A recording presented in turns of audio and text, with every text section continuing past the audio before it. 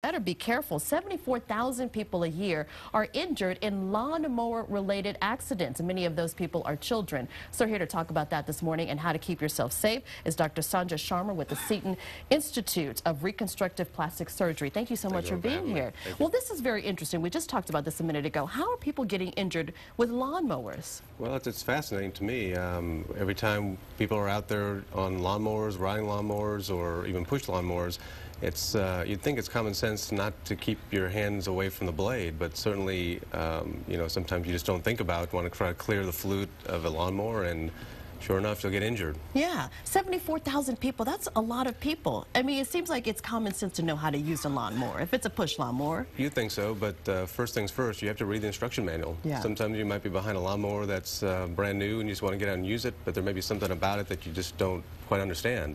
Getting on a riding lawnmower, you might not know how fast the gear is. It might happen, so you just got to be careful. And many of those people injured are children. Right.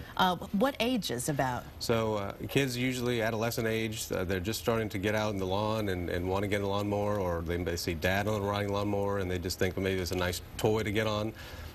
We see children who have toe injuries, feet injuries, hand injuries, amputations.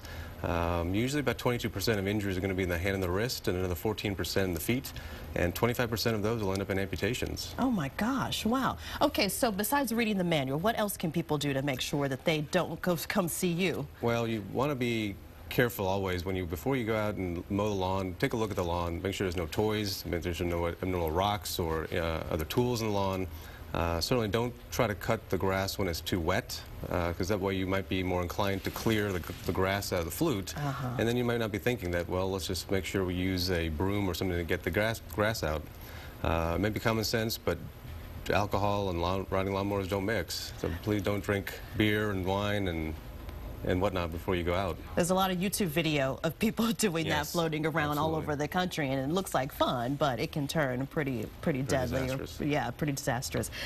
Talk to me about some of the other cases that you see during the summertime.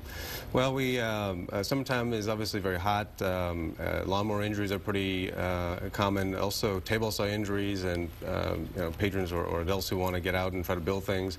We see a lot of circular saw injuries. Again, safety first. Wear eye protection. Try to wear safety gloves if you can. We at Seton Institute Reconstructive Plastic Surgery, we cover the Level 1 Trauma Center at Brackenridge Hospital and Dell Children's Emergency Room.